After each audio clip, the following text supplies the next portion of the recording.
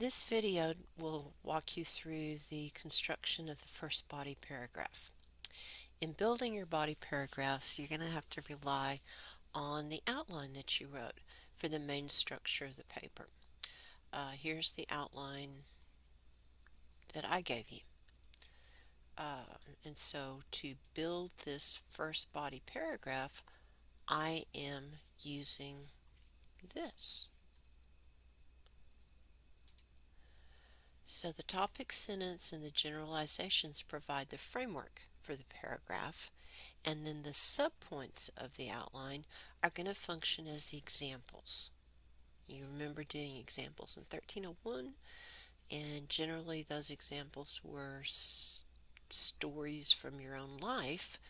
Well, in researched writing, the examples come from the sources. And so my examples here are going to be these three things. Okay, so generally, when you are working with an example, you kind of follow this pattern as you can. So each time you have an example, each time you have a source, the source is right here in the middle, and then what you're doing is you're framing the source on both sides. Before you cite the source, you make sure that the reader understands what the source is going to illustrate. And then you've got to give the reader a signal that you're moving from your voice to your secondary source. You're going to quote or paraphrase from the source. Probably paraphrase, that would be my preference. Signal that you're transitioning from the source, from the example, and then the last thing you do is you warrant the example, which means that you interpret the information for your reader. Okay, so you go back to your outline, and your outline says the bias in the article is left-leaning. Okay, that's my topic sentence. So I just wrote it down again. The bias in the article is left-leaning, and it matches up with my thesis sentence. Use the same words. It's so much easier on the reader if you give real obvious breadcrumbs. That's a breadcrumb. That's a breadcrumb. We know this by looking both at the author of the article and at the newspaper that published the article. So this is a little organizational breadcrumb that is really easy to do because what it does is it previews your two generalizations.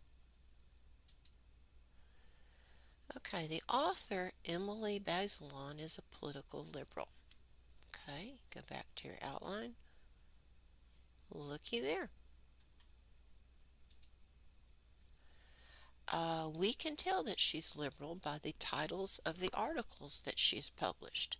Go back to the outline. There you go. And then also, this sentence right here functions as a sentence that previews for the reader what the example will illustrate. So the example I'm about to cite is going to focus on things that she's written. So she's a staff writer for the New York Times, and the titles of some of her articles imply that she holds liberal positions. So that's a signal that I'm transitioning into my example because I'm going to tell you what some of the titles are. And so all of this is my example. I'm paraphrasing from my source. And all I did is I clicked on her name on the website. I'll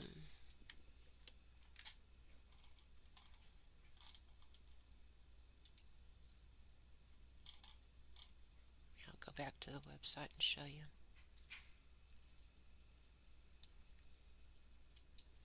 So I clicked on her name in the website, and then I just read through the titles of the articles. I didn't even read the articles. I've just picked out the ones that sounded the most liberal.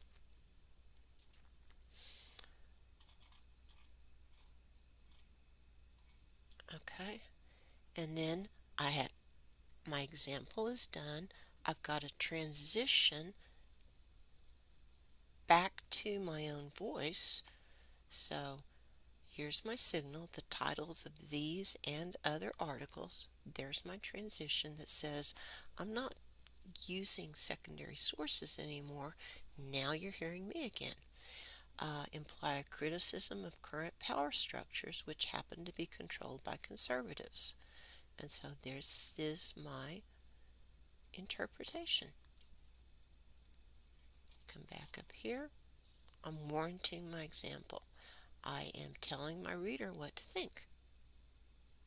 Okay?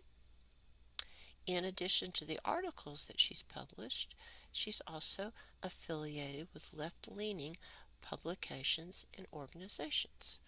Go back to your outline. There you go. This is going to tell you what the next chunk of evidence will be supporting. Her bio on the Times site. What? What's that?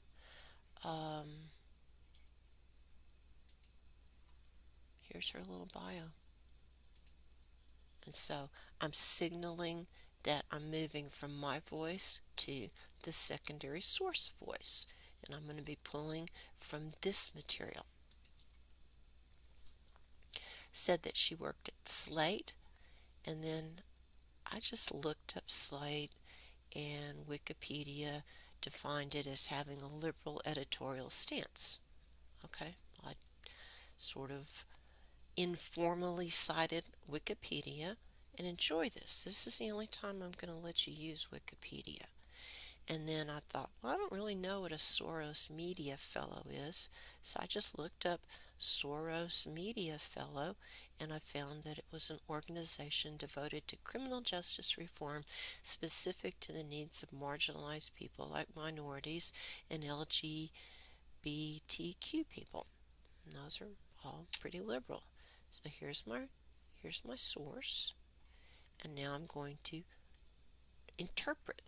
These affiliations contribute to an understanding of her natural, and will just be obvious, liberal bias. Okay, and then she has also appeared on left-leaning newscasts. Where did I get that? Where did that come from? Look, right there. Here's my source, the Colbert Report and various PBS programs. And I got that from her bio, both of which present the news from a liberal perspective. And so the last thing you do this was my warrant, my interpretation, and then the last thing you do is we're not at the last thing. Felt like it. So what this does is this covers this. Now I need to move to the New York Times and cover this.